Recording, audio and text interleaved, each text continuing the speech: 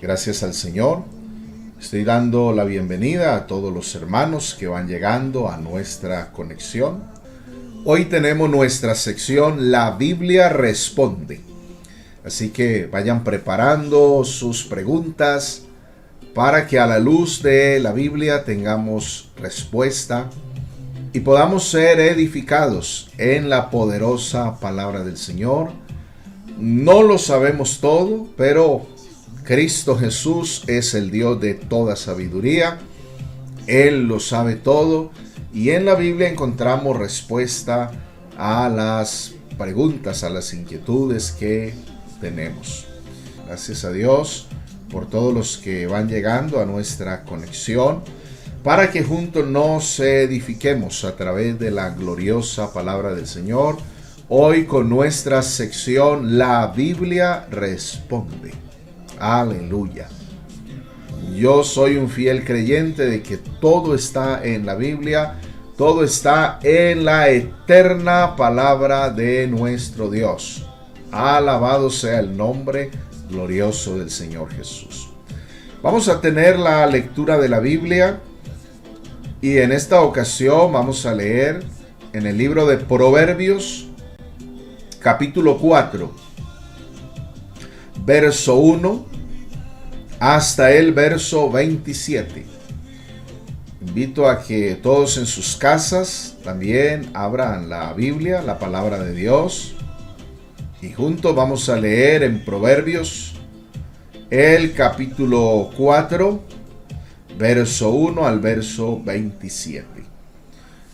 Dice la palabra de Dios así: Oíd, hijos, la enseñanza de un padre y estad atentos, para que conozcáis cordura, porque os doy buena enseñanza, no desamparéis mi ley. Porque yo también fui hijo de mi padre, delicado y único delante de mi madre, y él me enseñaba y me decía: retenga tu corazón mis razones, y guarda mis mandamientos y vivirás. Adquiere sabiduría, adquiere inteligencia, no te olvides ni te apartes de las razones de mi boca. No la dejes y ella te guardará, ámala y te conservará. Sabiduría ante todo, adquiere sabiduría, y sobre todas tus posesiones adquiere inteligencia. Engrandécela y ella te engrandecerá. Ella te honrará cuando tú la hayas abrazado. Adorno de gracia dará a tu cabeza, corona de hermosura te entregará.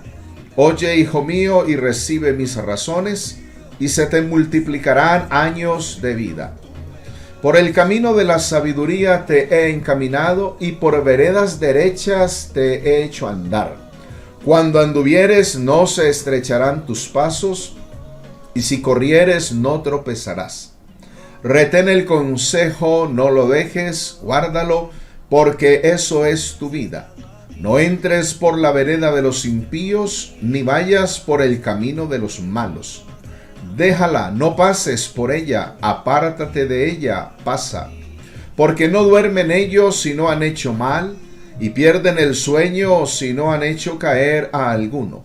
Porque comen pan de maldad y beben vino de robos. Mas la senda de los justos es como la luz de la aurora, que va en aumento hasta que el día es perfecto. El camino de los impíos es como la oscuridad. No saben en qué tropiezan. Hijo mío, está atento a mis palabras, inclina tu oído a mis razones. No se aparten tus ojos, guárdalas en medio de tu corazón, porque son vida a los que las hallan y medicina a todo su cuerpo.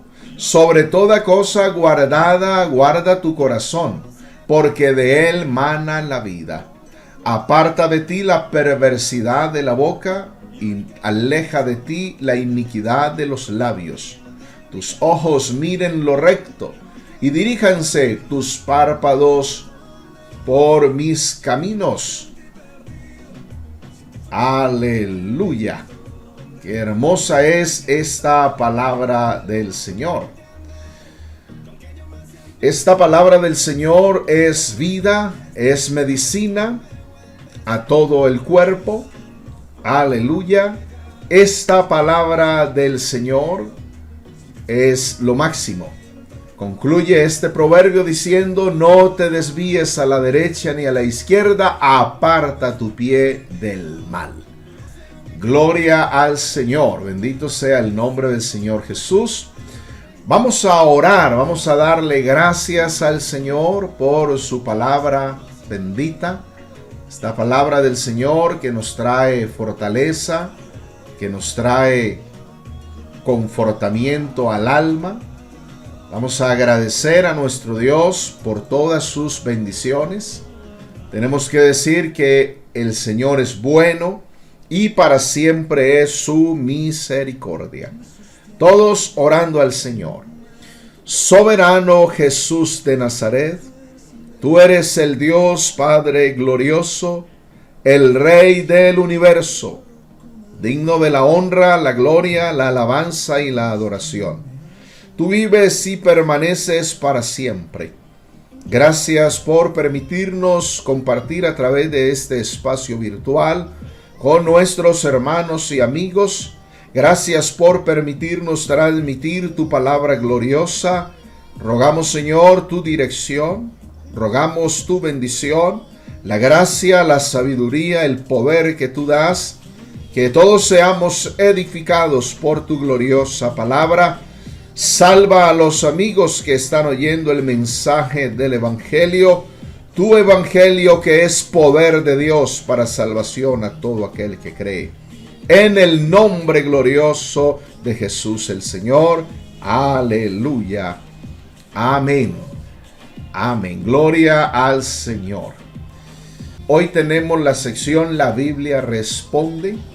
Y ya por aquí nos aparece la primera pregunta del hermano Tomás. Señor lo bendiga. También a su esposa, la hermana Magdalena Ortega.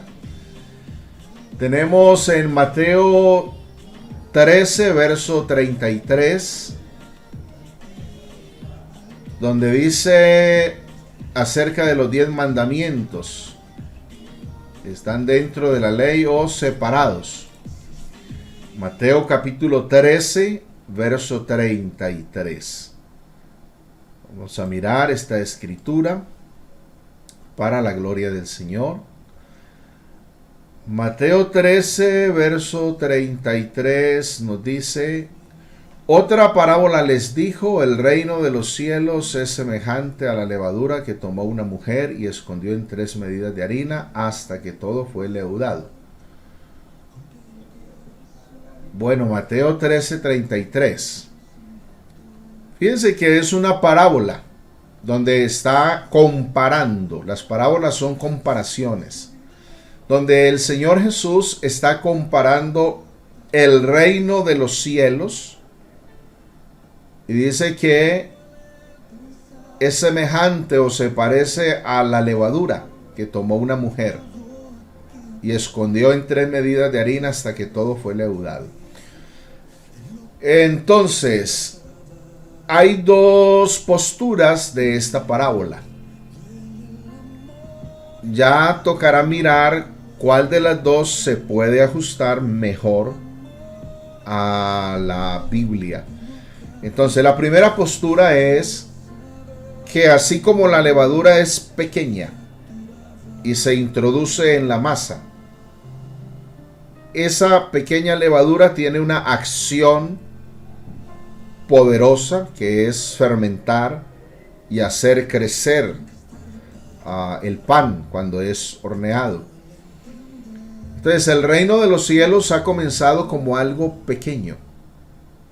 La obra del Señor en una persona, en un campo, un corregimiento, un pueblo, una ciudad, un país, comienza como algo pequeño, pero dése cuenta que se va extendiendo. La palabra de Dios va causando un efecto poderoso, impresionante. Va transformando vidas, corazones, va salvando personas. Entonces, ahí puede estar la explicación de la parábola de la levadura. La otra postura que hay con relación a esto es que la levadura es un símbolo de corrupción. Entonces dice que el reino de los cielos es semejante a la levadura que tomó una mujer y escondió en 3 medidas de harina hasta que todo fue leudado. Entonces, algunos dicen que hay como una corrupción, hay como un desgastamiento, hay como algo en cuanto al reino con relación pues a Israel, pero aquí está hablando desde el reino de los cielos. Yo creería más bien como la primera postura, sería lo que creería, que esa levadura pequeña hace crecer la masa, fermenta, tiene una acción, y asimismo es la palabra de Dios que va llegando a un corazón y se produce un cambio y esa persona se convierte al Señor, se salva, y luego también entonces esa persona va llevando la palabra de Dios a otras y esas a otras y va creciendo en lo que hemos experimentado. O sea, lo que habla allí es un crecimiento y una acción poderosa del reino de Dios en las personas. En cuanto a si los 10 mandamientos están dentro de la ley o son separados. Recuerde que Éxodo capítulo 20 es donde aparece el decálogo de Moisés o los 10 mandamientos. Los 10 mandamientos tienen 3 divisiones. O mejor, la ley como tal tiene 3 divisiones. Hay ley ceremonial. Es decir, cómo debe relacionarse el ser humano con Dios. Hay ley civil, cómo debe relacionarse el ser humano con el prójimo. Y hay ley moral, cómo debe relacionarse el hombre consigo mismo. En cuanto a los 10 mandamientos en sí tienen 2 divisiones. Los primeros 4 mandamientos es la relación del ser humano con Dios. Y los otros 6 mandamientos es la relación del ser humano con el prójimo. Ese es el detalle con los 10 mandamientos. Ahora, los 10 mandamientos no es toda la ley. Los 10 mandamientos no es toda la ley. Hay que entender que en la medida que el pueblo de Israel iba en su peregrinaje por el desierto, entonces en la trayectoria, en el peregrinar por el desierto, se fueron legislando de acuerdo a las necesidades, de acuerdo a las vivencias que el pueblo iba teniendo, se fueron legislando otros mandamientos. Dicen los comentaristas bíblicos que Israel llegó a tener 613 mandamientos. O sea, no solamente 10 mandamientos. 10 fueron los que el Señor le dio a Moisés. Pero de ahí en adelante se fueron legislando otras cosas. Muy bien, por aquí tenemos otra pregunta del hermano Iván Marulanda. Nos pregunta acerca de Isaías 65:20. Dice Isaías capítulo 65 y el verso 20. Dice la escritura así: no habrá más allí niño que muera de pocos días, ni viejo que sus días no cumpla, porque el niño morirá de 100 años y el pecador de 100 años será maldito. Bueno, aquí está hablando de lo que será la vida en el reino milenial. Fíjense bien que una de las cosas que ocurrirá en el reino milenial es que la gente va a tener una longevidad, o sea, una larga vida, parecido a como cuando fue al principio. Fíjense que al principio los patriarcas vivieron muchos años. Se habla de Matusalén, que vivió 969 años. Se habla de Adán, que vivió 930 años. Y así los patriarcas vivieron muchos años. En el milenio habrá una larga vida. O sea, físicamente la gente vivirá mucho tiempo. Y entonces Mirando este pasaje en otras versiones de la Biblia, el verso 20, por ejemplo en la Biblia Usejo dice, nunca más, no habrá más allí niño que dure pocos días, ni viejo que no colme sus días, porque el más joven de 100 años morirá. Es decir, la persona más joven que se muera en el milenio va a morir de 100 años.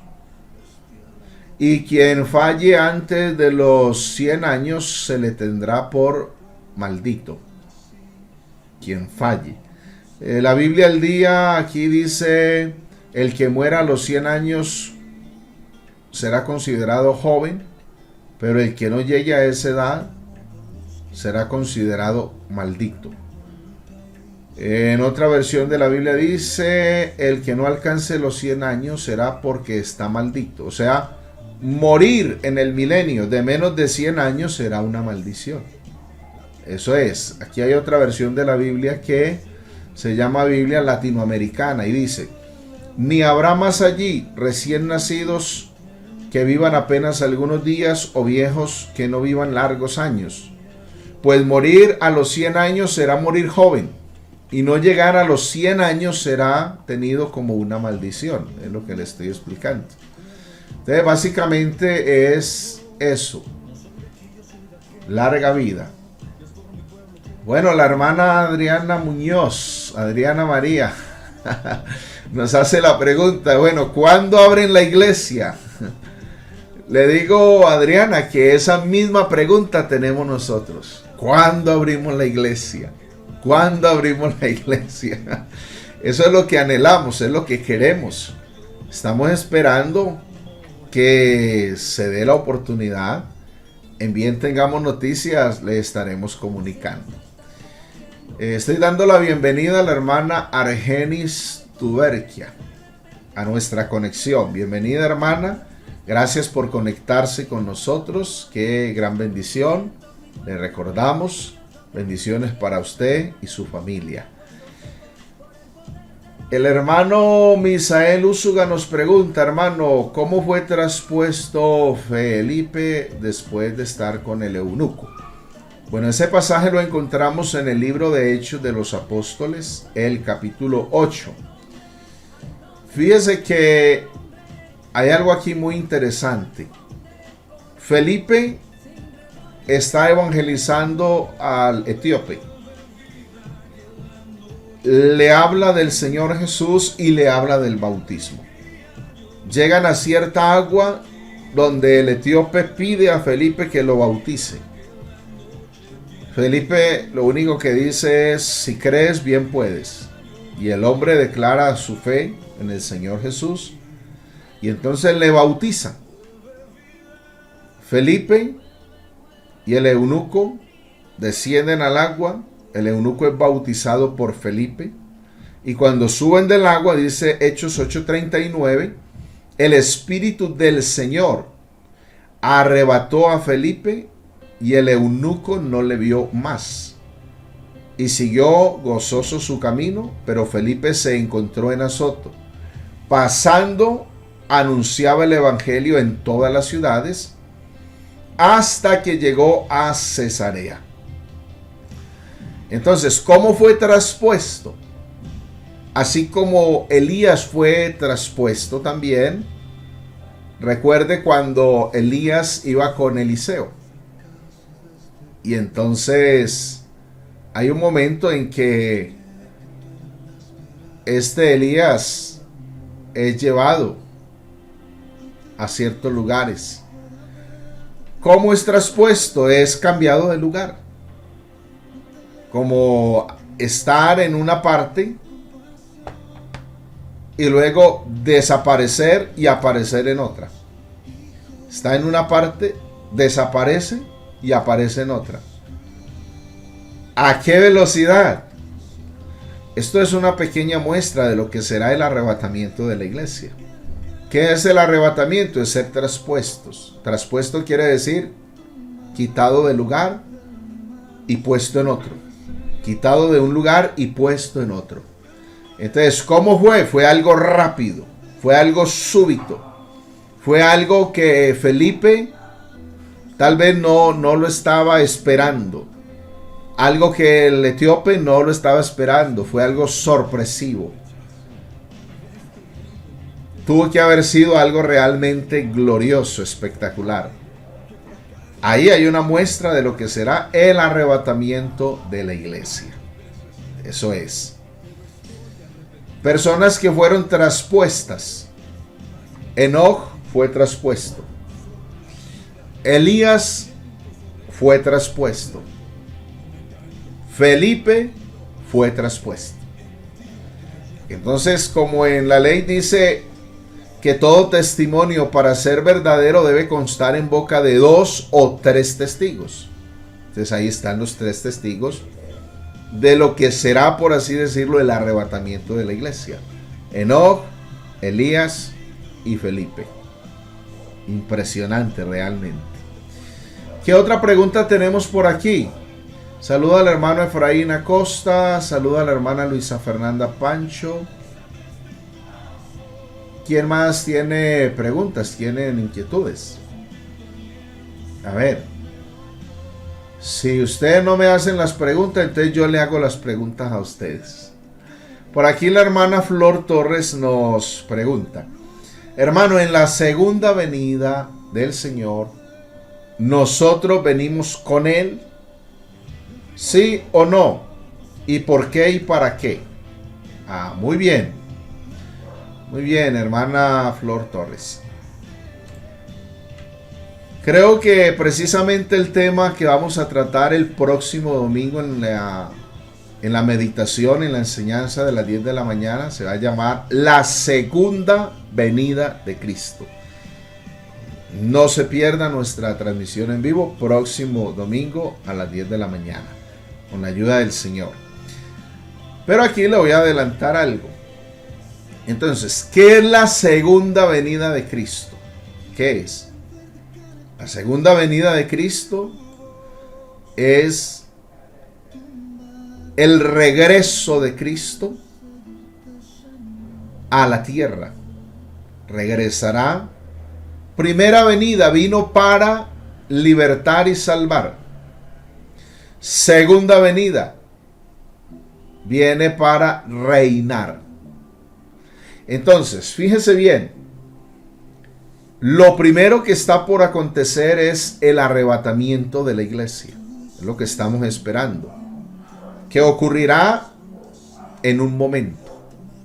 En un abrir y cerrar de ojo, dice la Reina Valera del 60. Pero la antigua versión dice en un abrir de ojo. Fíjese que es más rápido un abrir de ojo que un abrir y cerrar. Eso es impresionante. Aleluya, será algo extraordinario. Esto sí es realmente del otro mundo. Alabado sea el nombre de Jesús. Entonces el Señor arrebata a la iglesia. Pasan 7 años. 7 años que comprende aquí en la tierra el reino del anticristo. Pero estando con el Cristo de la gloria, estando con el Señor, será el tribunal de Cristo y serán las bodas del Cordero. Entonces, cuando Cristo regresa por segunda vez, cuando es la segunda venida de Cristo, se llama segunda venida porque ya vino una vez.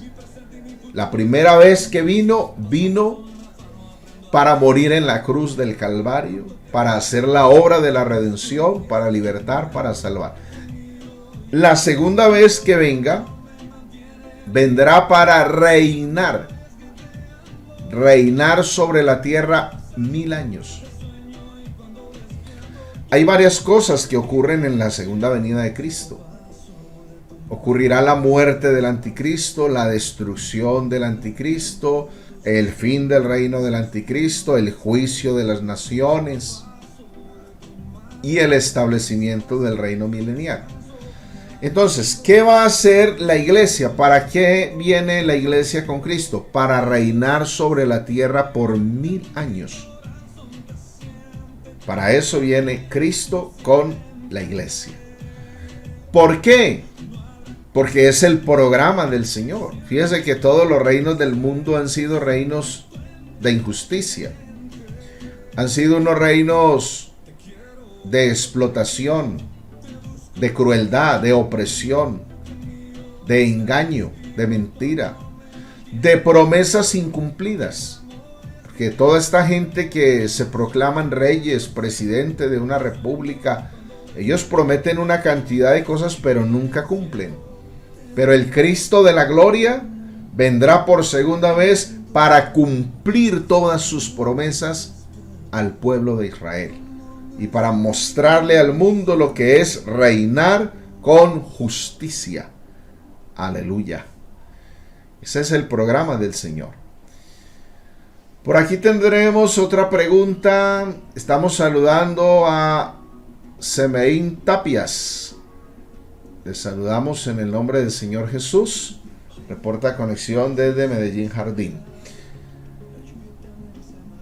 El hermano Misael nos pregunta acerca de los 4 seres vivientes. ¿Cuáles son los 4 seres vivientes? ¿Qué dice la Biblia? Bueno, eso está en Apocalipsis capítulo 4. Fíjese lo que dice en el libro de Apocalipsis capítulo 4. Habla del trono celestial que vio Juan. Y entonces dice, verso 6. Y delante del trono había como un mar de vidrio semejante al cristal, y junto al trono, oiga eso, y alrededor del trono 4 seres vivientes llenos de ojos, delante y detrás. Delante y detrás. Y entonces dice ahí que el primer ser viviente era semejante a un león, el segundo era semejante a un becerro, el tercero tenía rostro como de hombre, y el cuarto era semejante a un águila volando. Y los 4 seres vivientes tenían cada uno 6 alas, y alrededor y por dentro estaban llenos de ojos, y no cesaban día y noche de decir: Santo, Santo, Santo es el Señor Dios Todopoderoso, el que era, el que es y el que ha de venir. Amén, gloria al Señor. Entonces, ¿qué es lo que está mostrando este pasaje de la Escritura acerca de los 4 seres vivientes? Lo que está mostrando esta Escritura es que alrededor del trono del Señor tiene servidores. Estos 4 seres vivientes, según lo que describe Ezequiel, son querubines. Querubines. Que son adoradores. ¿Qué dice la Biblia acerca de estos? Acerca de estos seres vivientes. Dicen que son adoradores. O sea, adoran al Señor. Dicen: Santo, Santo, Santo es el Señor Dios Todopoderoso, el que es, y que era y que ha de venir. Entonces, fíjese bien que esos querubines se presentan allí con 4 caras. Entonces aparece la cara de león, la cara de buey o becerro, la cara de hombre y la cara de águila. Eso para hablar de los 4 perfiles de Cristo. Eso es lo que están mostrando esos querubines o esos seres vivientes. El león para mostrar a Cristo como rey. El buey para mostrar a Cristo como siervo. El hombre para mostrar a Cristo como el hombre perfecto. Y el águila volando para mostrar a Cristo como el verdadero Dios y la vida eterna. Entonces eso es lo que se puede decir de esos 4 seres vivientes. Por aquí hay otra pregunta. Hay otra pregunta del hermano Tomás. Dice: ¿por qué si Dios manda tener una sola mujer, por qué David y Salomón tuvieron tantas? Bueno, no solo David y Salomón. Muchos otros tuvieron más mujeres. Fíjense bien que la Biblia habla de 4, o mejor, 3 épocas en la Escritura. Entonces está la primera época, antes de la ley. Antes de la ley, más o menos va de Adán hasta Moisés. Cubre un periodo de tiempo de la humanidad de unos 2500 años. Luego viene el tiempo que se llama durante la ley o bajo la ley. Y cubre un periodo de tiempo más o menos de 1500 años.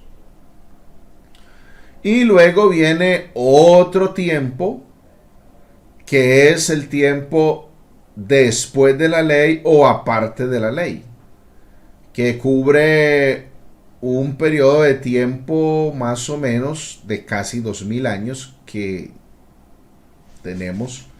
Esto para mostrarnos entonces que más o menos de historia de la humanidad se llevan 6000 años. Es lo que ha transcurrido.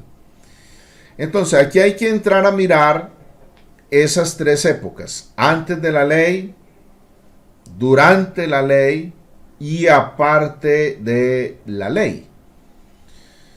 Entonces, antes de la ley, en la época patriarcal, por ejemplo, Abraham tuvo dos mujeres, Sara y Agar. Y después de que tuvo a Sara y Agar, él tuvo otras mujeres. Cuando Sara murió, tuvo otros hijos. Entonces, ¿por qué Abraham tuvo otra mujer aparte de Sara?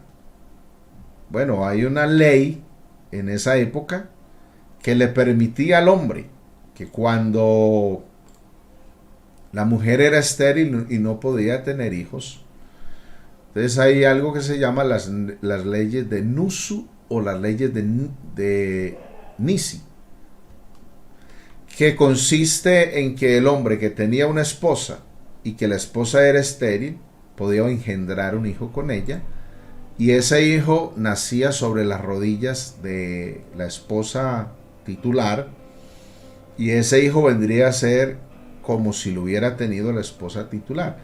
Esa fue la propuesta que Sara le hizo a Agar y le hizo a Abraham. Abraham, acuéstese con Agar y el hijo que ella tenga, ese que sea nuestro hijo. Entonces ahí eso se le permitía. Habían unas leyes también que tenían que ver, no cualquiera podía tener varias mujeres. Tenía que tener dinero, tenía que tener con qué mantenerlas. O sea, tenía que ser rico para poder alimentarlas, para poder cuidarlas, para poder ver por ellas y tener los hijos bien tenidos. O sea, que no era cualquiera que iba teniendo varias mujeres. Eso tenía su restricción. En el caso de David y de Salomón y de otros más, ¿por qué se les permite tener varias mujeres? Porque eran los reyes. Los reyes podían tener varias mujeres. Pero en el libro de Deuteronomio capítulo 17, el verso 17, aparece la reglamentación para los reyes acerca de las mujeres. Mire cómo dice verso 16, hablando del rey. Pero él no aumentará para sí caballos. Salomón fue amante de los caballos. Ni hará volver al pueblo a Egipto con el fin de aumentar caballos. O sea, nada de negocios con el extranjero. Salomón se casó con la hija del faraón para tener comercio. Porque el Señor os ha dicho, no volváis nunca por este camino. Ni tomará para sí muchas mujeres para que su corazón no se desvíe, ni plata ni oro amontonará para sí en abundancia. Y cuando se siente sobre el trono de su reino, entonces escribirá para sí un libro, en un libro una copia de esta ley, del original que está al cuidado de los sacerdotes levitas, y lo tendrá consigo y leerá en él todos los días de su vida, para que aprenda a temer al Señor su Dios, para guardar todas las palabras de esta ley y estos estatutos, para ponerlos por obra. Entonces fíjese, ahí está reglamentado el tema del rey. ¿Qué hizo Salomón? Desobedeció. Y en esa desobediencia tuvo 1000 mujeres, 300 reinas y 700 concubinas. Entonces no es tanto que Dios le diera permiso. Había una reglamentación, pero Salomón fue desobediente. ¿Y cuántos problemas tuvo a tal grado que se descarrió? Y casi, podemos decir, casi se pierde. En el caso de David, mire la cantidad de problemas que tuvo por tener más mujeres. Entonces, eso fue antes de la ley en el caso de Abraham. En el caso de David y Salomón durante la ley. Y ya en el caso nuestro es aparte de la ley, y aparte de la ley ya en la gracia, ya ni siquiera 2. Ya no es ahora que alguien tiene una esposa y es estéril, entonces va y se acuesta con otra para que tenga el hijo. Ese va a ser como si fuera el hijo de la titular. Eso sería adulterio. Entonces vivimos ya en una época aparte de la ley, que es la gracia. Bueno, por aquí el hermano Efraín Acosta dice: nosotros nos vamos a reunir en el cielo con los 144,000. Fíjense que en el estado eterno va a estar la iglesia, el Israel que el Señor salve y los ángeles.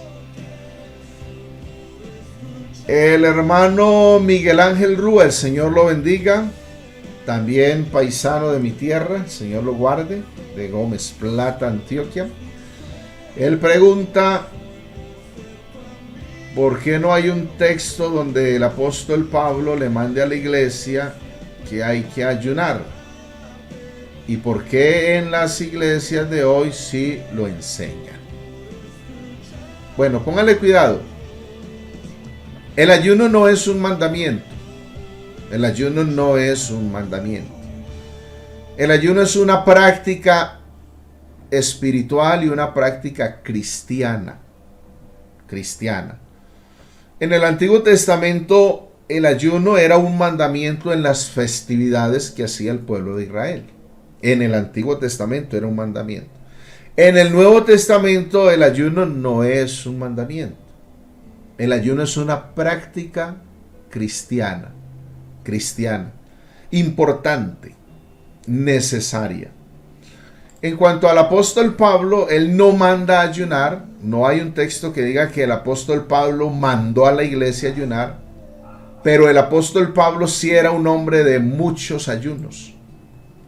Sí encontramos textos en el Nuevo Testamento donde se habla de la práctica cristiana que el apóstol Pablo tenía acerca del ayuno. Y él mismo habla de ello y da testimonio.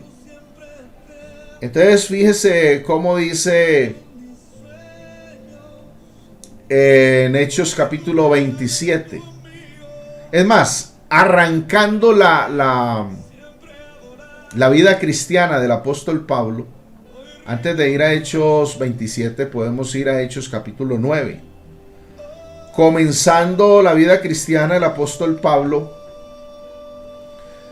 cuando tiene ese encuentro con el Señor camino a Damasco, que él cae a tierra y esa luz poderosa ciega sus ojos y queda ciego.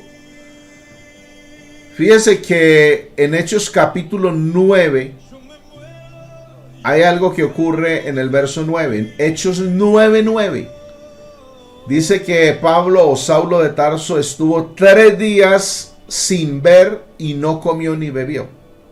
O sea que arrancando ya él tenía 3 días de ayuno. 3 días de ayuno el Saulo de Tarso. Apenas estaba iniciando ahí en la vida cristiana. Luego entonces, fíjese bien que encontramos Hechos capítulo 13, verso 32. Ya ha pasado un tiempo después de que él se arrepiente, se convierte al Señor. Y un día estando en la iglesia en Antioquía, Pablo está ayunando, Saulo de Tarso está ayunando. Y mire lo que dice: ministrando estos al Señor y ayunando, dijo el Espíritu Santo: apartadme a Bernabé y a Saulo para la obra a que los he llamado. Entonces no hay un mandamiento, pero sí está la práctica del ayuno. Está. Y luego usted encuentra en Hechos capítulo 27, cuando se habla del ayuno de Pablo, este ayuno sí es más largo. Este ayuno es de 14 días. 14 días Pablo estuvo en alta mar, en ayuno. Este fue en medio de un naufragio. Dice Hechos 27, verso 9, y habiendo pasado mucho tiempo y siendo ya peligrosa la navegación, por haber pasado ya el ayuno, Pablo les amonestaba, diciéndoles, bueno, dándoles instrucciones. Entonces Pablo ayunó, y en el testimonio que él da, escribiendo a los Corintios, entonces en Hechos 14 también aparece que Pablo dio instrucciones, constituyeron ancianos en cada iglesia y habiendo orado con ayuno los encomendaron al Señor en quien habían creído. Y en segunda a los Corintios 11, verso 27, Pablo está hablando de sus trabajos en el Señor y dice que en muchos desvelos, en hambre y sed, en muchos ayunos, en frío y en desnudez. Entonces, hermano Miguel, no hay un mandamiento, y eso es lo lindo. Hay cosas que nosotros hacemos en la práctica cristiana no por un mandamiento, sino por gratitud, por amor, por alabanza, por adoración, porque queremos buscar del Señor. Entonces, no hay un mandamiento del ayuno, pero sí está la práctica y los principios bíblicos. Es más, el mismo Cristo Jesús ayunó 40 días y 40 noches. Usted también está invitado a los ayunos. Cada primer domingo de mes tenemos día de ayuno y oración. Bienvenido para que se una al tiempo de ayuno y oración. Es una tremenda bendición. Aleluya. Por aquí Jairo Higuita nos pregunta, ¿qué quiere decir Romanos 12:20 cuando habla de las ascuas de fuego? Entonces póngale cuidado lo que dice. Romanos capítulo 12 y el verso 20. Así que si tu enemigo tuviere hambre, dale de comer. Si tuviere sed, dale de beber. Pues haciendo esto, ascuas de fuego amontonará sobre su cabeza. Entonces, comparando este texto de la Biblia en otra versión, dice en la versión Arcas Fernández, dice, si tu enemigo tiene hambre, dale de comer. Si tiene sed, dale de beber. Así harás que su cara enrojezca de vergüenza. Ahí está. Ascuas de fuego son carbones encendidos. Eso es lo que quiere decir ascuas de fuego. Carbones encendidos. Entonces, ¿qué ocurre? Alguien que es enemigo suyo, alguien que le ha hecho la vida imposible, y de momento se le acerca y le dice, hombre Jairo, no tengo con qué pagar un pasaje para el centro, hombre, no tengo con quién ir a trabajar mañana, regálame 10,000 pesos o préstame 10,000 pesos. Usted no se los presta, sino que usted se los regala. Usted se los regala. Entonces, esa persona, hombre, tiene que sentir algo de vergüenza, aunque hay unos muy sinvergüenzas. Debe sentir algo de pena, hombre, le he hecho la vida imposible a como he hablado de mal, y vea, le dije que me prestara 10,000 pesos y me lo regaló. Ustedes saben que a la cara se le enrojezca. O sea, amontonar carbones encendidos sobre la cabeza es una forma de decir, es un hebraísmo, es un dicho, una forma de decir, un dicho popular, de decir, hacer que la cara le arda de vergüenza, o sea, que le dé pena. Pero hay gente que es sinvergüenza. ¿Qué más tenemos por aquí? La hermana Luisa Fernanda Pancho entonces nos está preguntando, Una persona muere sin ser bautizada, ¿va al infierno o al Seol? No lo tengo claro. Bueno, cuando una persona se muere sin ser bautizada, se condena. Acuérdese lo que dijo el Señor: id por todo el mundo y predicad el evangelio a toda criatura. El que creyere y fuere bautizado será salvo, mas el que no creyere será condenado. Entonces, si una persona se muere sin bautizarse, se va sin Cristo, se va sin salvación. Y esa persona que se va sin salvación, se pierde. Ahora, ¿a dónde va? Inicialmente va al Seol, que en hebreo es el lugar de los muertos, o al Hades, que en griego es el lugar de los muertos. ¿Y ahí qué? Ahí tiene que esperar hasta la resurrección para juicio y condenación. Por eso invitamos a los amigos para que se arrepientan, se conviertan, se salven. A ver, Milagro nos pregunta, ¿por qué los niños pequeños no se pueden bautizar? Por ejemplo, la hermana de Milagros, que se llama Shaddai,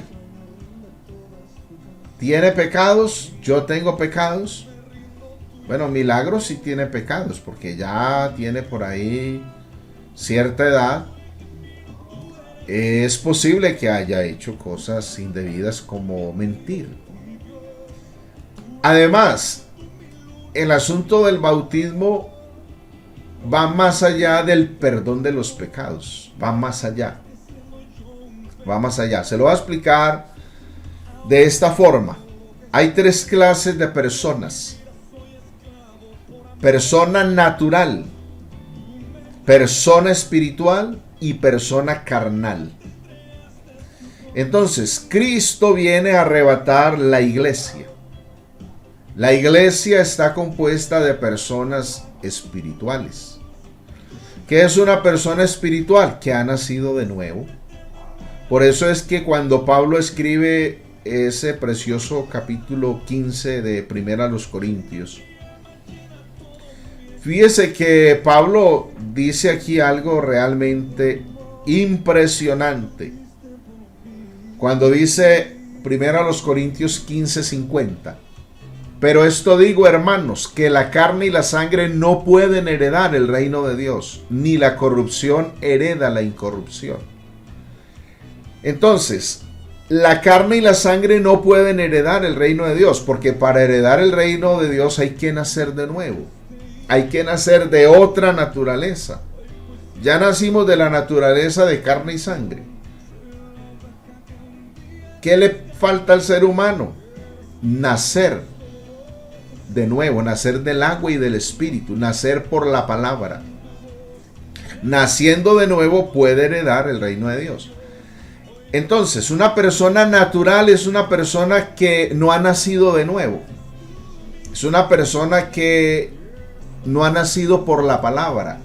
O sea, no ha permitido que la palabra entre por su oído, llegue a su alma, llegue a su corazón, engendre esa nueva criatura para luego ser bautizada. Entonces, en el caso de Milagros, puede ser que Milagros no ha hecho los pecados que muchos de nosotros cuando no conocíamos al Señor sí hicimos. Pero ¿qué le pasa a Milagros? Siendo una niña así preadolescente ya como es una persona natural. Y los naturales no se salvan.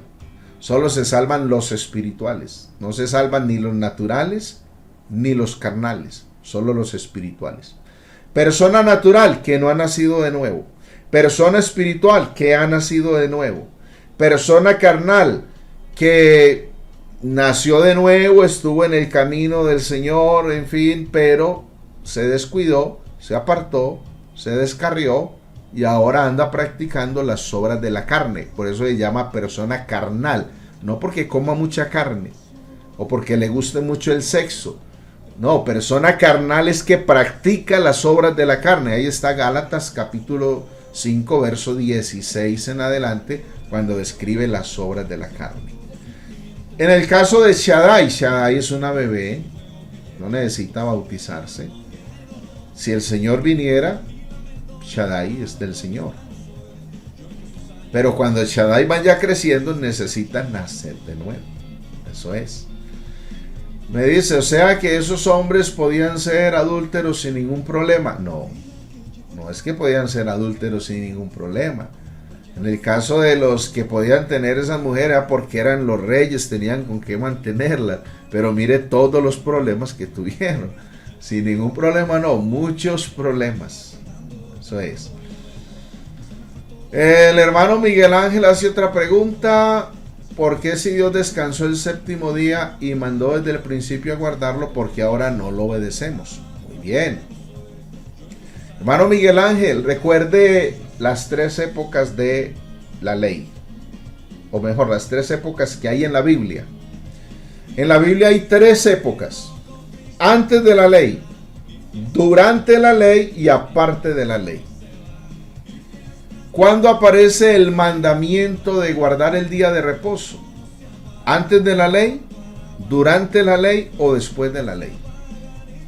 No aparece antes de la ley y no aparece después de la ley.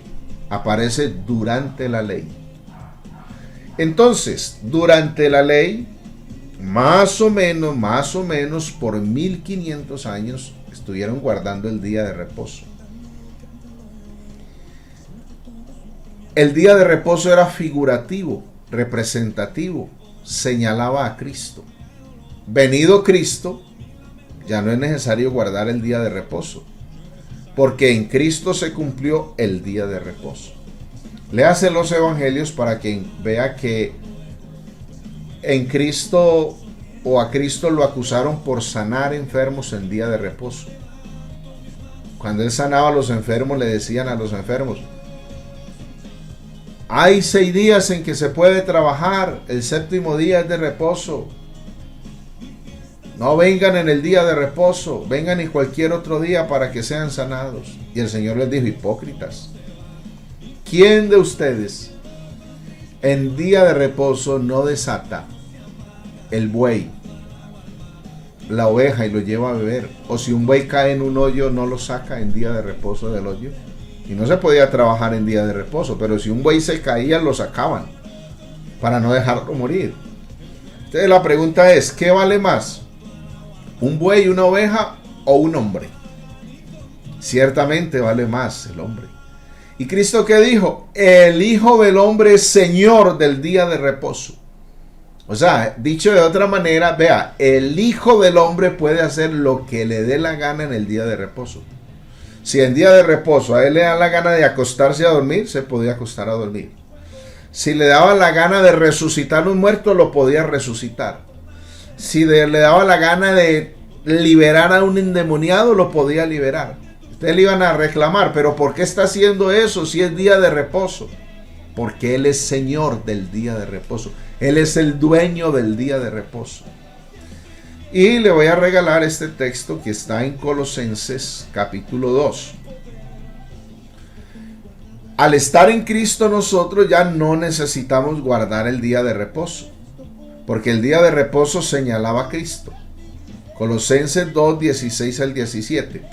Por tanto, nadie os juzgue en comida o en bebida o en cuanto a días de fiesta, luna nueva o días de reposo. Todo lo cual es sombra de lo que ha de venir, pero el cuerpo es de Cristo. Entonces ahí están los señores adventistas, ahí están los señores mesiánicos queriendo judaizar. Señores adventistas, señores mesiánicos, ahí está Hechos capítulo 15, está el origen de todos ellos, donde quieren mezclar el evangelio de Cristo con la ley de Moisés. Mezclar el evangelio de Cristo con la ley de Moisés es tener un evangelio adulterado. Mucho cuidado con eso. Hoy no tenemos necesidad de guardar el día de reposo porque Cristo es nuestro reposo. Por eso Él dijo: venid a mí todos los que estáis trabajados y cargados, que yo os haré descansar. En Cristo hemos descansado. Amén. Bueno, saludo al hermano Aicardo Alonso Rúa, a la hermana Marta Cárdenas, que el Señor les bendiga. Por aquí tenemos otra pregunta, ya vamos finalizando. Dice Flor Torres, bueno, en Milagros.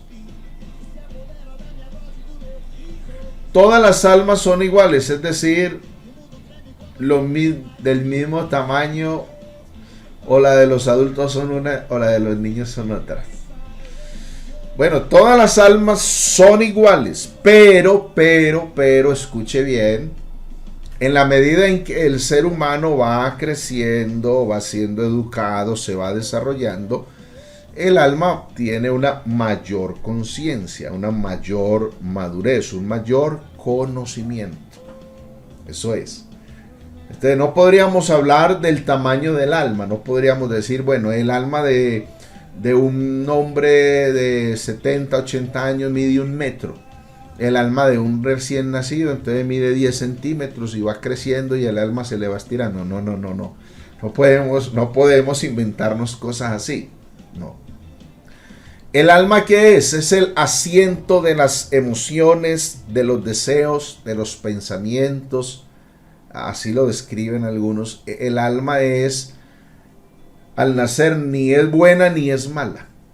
Es de acuerdo a la educación que la persona va recibiendo y al conocimiento que tenga de Dios o no tenga de Dios, que tiene una inclinación hacia lo malo o hacia lo bueno. Entonces, ¿qué ocurre? Cuando la persona se entrega a Cristo, su alma va a recibir la mejor educación, va a ser educado para la eternidad a través del Evangelio, a través de la palabra de Dios. Por eso es tan importante entregarse al Señor. ¿Qué edad un niño tiene pecados? Todavía los niños de 8 años son inocentes, son salvos. Bueno, el caso con un niño es que hay que educarlo. Ese es el caso. A los niños hay que enseñarles la palabra de Dios. ¿Desde cuándo? Desde el vientre de la madre hay que leerles la Biblia, hay que cantarles las canciones de Dios, hay que orar por ellos, hay que enseñarles las cosas de Dios. Hay niños, por eso le digo, de acuerdo a la educación que tienen, hay niños que a los 8 años ya son drogadictos, a los 8 años ya los han corrompido, ya son homosexuales o son prostitutos. A los 8 años ya son asesinos. O sea, eso depende de la orientación que a un niño se le da. ¿Qué dice Proverbios 6:22? Instruye al niño en su camino, que aun cuando fuere viejo no se apartará de él. Tenemos un gran trabajo que hacer con los niños. Tenemos un gran trabajo que hacer con los niños. Mis amados hermanos, hemos llegado así al final de nuestra transmisión en vivo. Damos gracias al Señor por ser tan bueno con nosotros. Vamos a orar en el nombre del Señor Jesús. Padre celestial y Dios de la gloria, te damos gracias, amado Jesús. Eres tan bueno con nosotros. Gracias por permitirnos estar en esta transmisión en vivo.